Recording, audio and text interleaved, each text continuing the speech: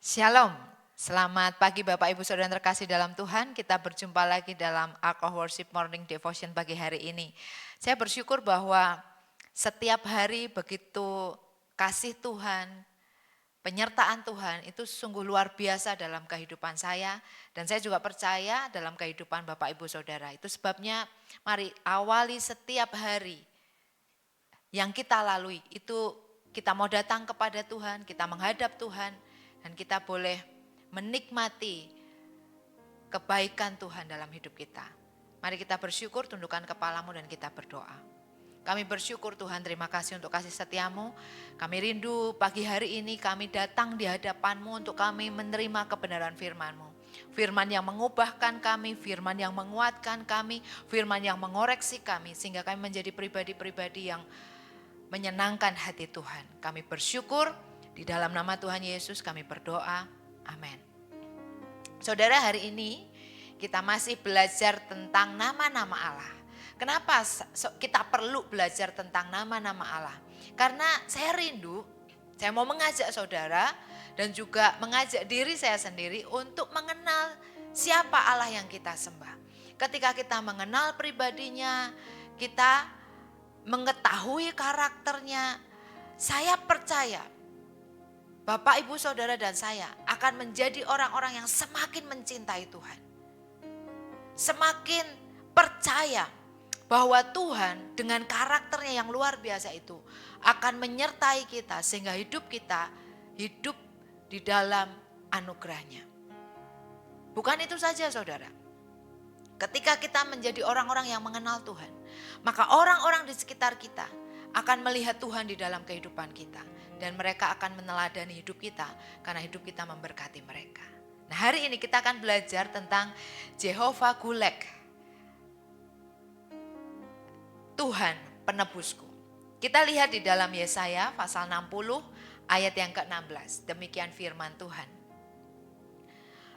Yesaya 60 ayat 16. Engkau akan mengisap susu bangsa-bangsa dan akan meminum susu kerajaan-kerajaan. Maka engkau akan mengetahui bahwa akulah Tuhan juru selamatmu dan penebusmu yang maha kuasa Allah Yakub. Saudara, Yesaya 60 ini menubuatkan sebuah nubuatan yang disampaikan Yesaya kepada bangsa Israel ketika mereka mengalami keterpurukan akibat pembuangan di Babel.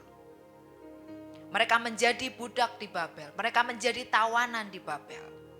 Nubuatan yang disampaikan kepada Yesaya ini tentang sebuah pengharapan. Bangsa yang dalam kondisi terpuruk menanti pertolongan yang dari Tuhan. Sehingga mereka dibebaskan dari perbudakan. Mereka dibebaskan dari keterpurukan. Itu akan digenapi 700 tahun kemudian. Yang digenapi oleh kehadiran Yesus Kristus yang datang sebagai penebus dosa umat manusia. Nah, Yesaya melayani bangsa yang sedang mengalami keterpurukan ini selama 40 tahun. Dia memberikan pengharapan. Dia memberikan kata-kata yang membangkitkan sukacita. Supaya mereka hidup semakin percaya kepada Allah yang menyertai mereka. Sekalipun mereka terpuruk, sekalipun mereka berada di dalam pembuangan. Saudara, mungkin menjadi pertanyaan dalam kehidupan kita. Kenapa kalau Tuhan itu mengasihi bangsa Israel, kok dibiarkan bangsa ini ditawan? Kok dibiarkan bangsa ini hidup di dalam penawanan oleh bangsa Babel?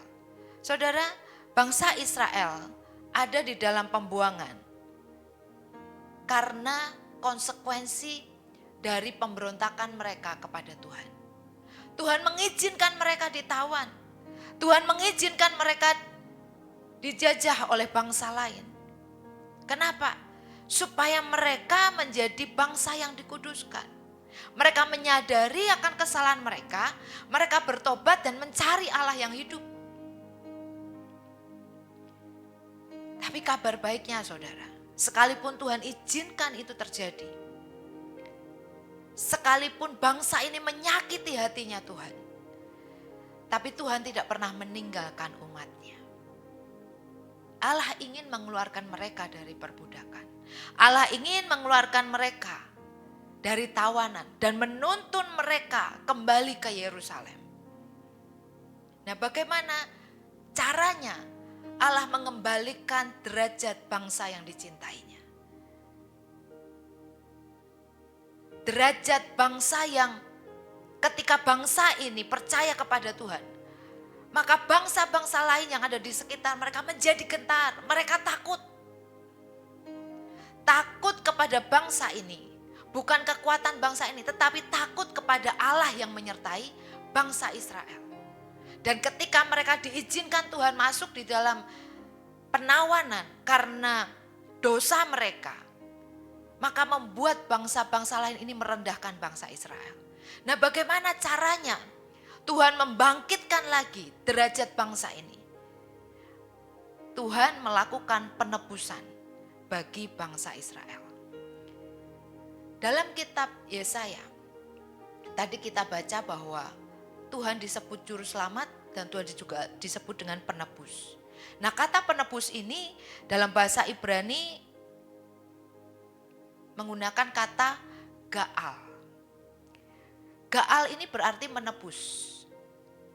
Nah, menurut hukum kekerabatan timur, menebus adalah sebuah tindakan untuk menjadikan keluarga dekat. Dengan cara membeli kembali milik kerabat. Atau menebus ini bisa dengan cara menikahi seorang wanita yang sudah menjadi janda.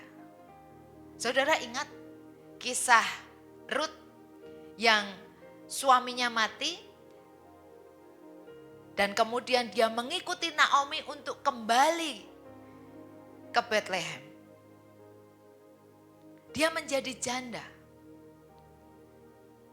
Itu sebabnya harus ada keluarga yang menebus.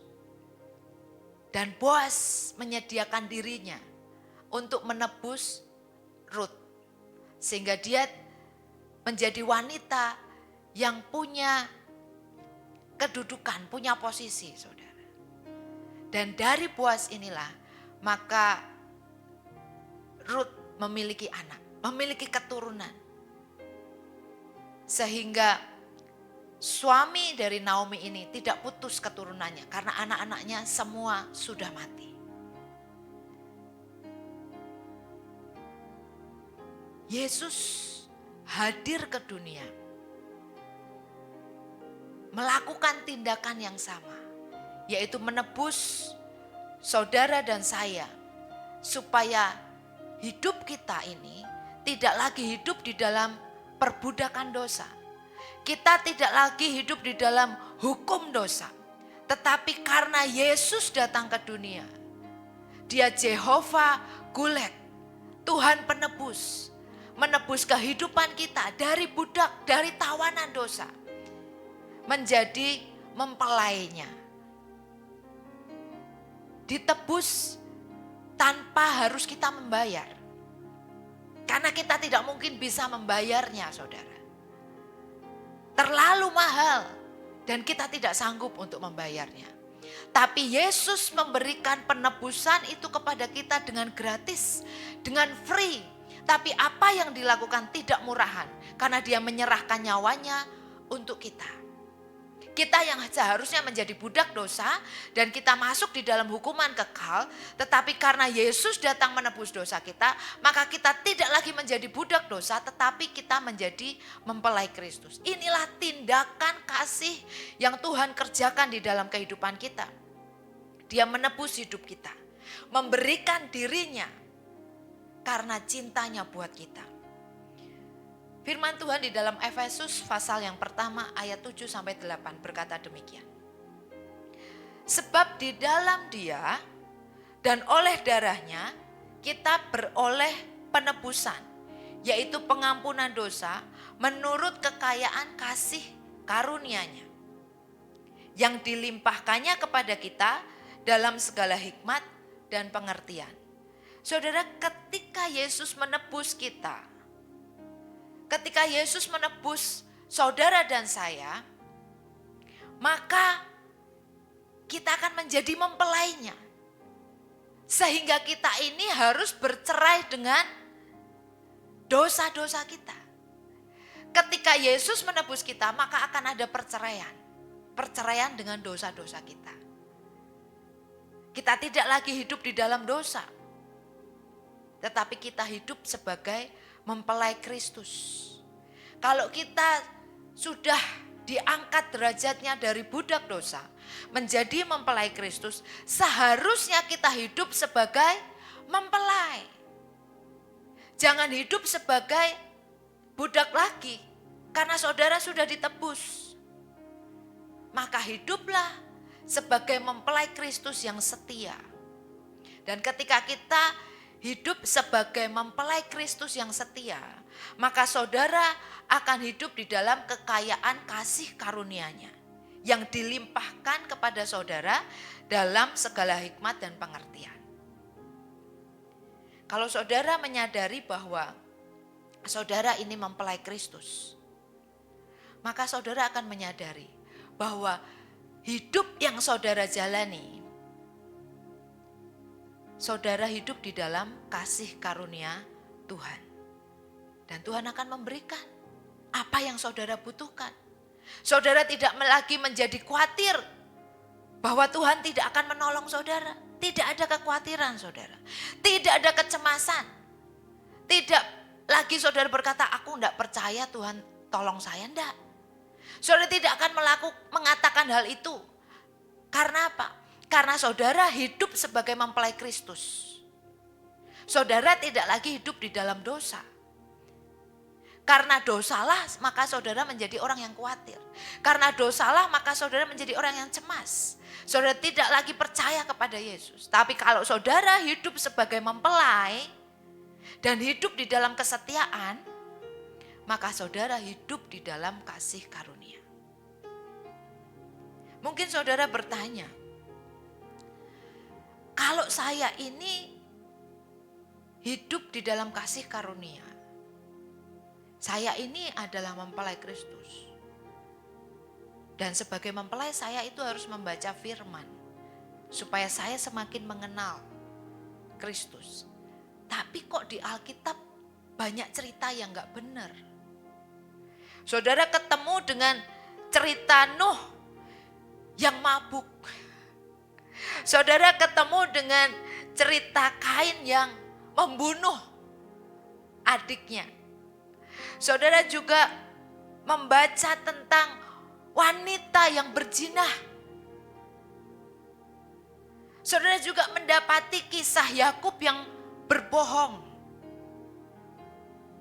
Saudara juga mendapati kisah Esau yang penuh dengan kemarahan, dendam membara, hendak membunuh adiknya. Kenapa Alkitab dipenuhi oleh cerita-cerita yang sepertinya, wah itu cerita gak benar. Saudara, jangan saudara menjadi kendor imannya dengan membaca Alkitab. Kenapa Tuhan sampaikan tentang orang-orang yang seperti ini? Supaya saudara belajar bahwa kalau saudara hidup di luar kasih karunia, maka saudara akan menjadi orang-orang yang seperti itu. Saudara akan menjadi pembunuh kalau saudara hidup di luar kasih karunia. Saudara akan menjadi pencuri, saudara akan menjadi penzina, saudara akan menjadi orang-orang yang jahat kalau saudara hidup di luar kasih karunia. Itu sebabnya saudara harus baca Alkitab supaya saudara ngerti bagaimana cara hidup orang-orang yang di luar kasih karunia. Sehingga saudara menyadari, oh kalau hari ini aku seperti ini itu karena kasih karunia Tuhan. Nah, bagaimana supaya kita hidup di dalam kasih karunia? Saudara butuh yang namanya Jehovah Gulek. Saudara butuh ditebus hidupnya supaya saudara hidup di dalam kasih karunia. Saudara, hidup di dalam kasih karunia itu luar biasa, saudara. Hidup di dalam kasih karunia itu, kalau orang lain harus bekerja, misalkan saya menggunakan angka, orang lain harus bekerja dengan kekuatan 90 baru mendapatkan apa yang dia inginkan, apa yang dia butuhkan. Tapi orang yang hidup di dalam kasih karunia hanya butuh 70 untuk bisa mendapatkan apa yang dia butuhkan. Saya berkata seperti ini bukan berarti orang yang hidup di dalam kasih karunia itu orang yang malas. Enggak, saudara. Tapi orang yang hidup di dalam kasih karunia, maka dia akan menikmati kemudahan. Dia akan menikmati pertolongan Tuhan. Dia akan menikmati penyediaan yang dari Tuhan.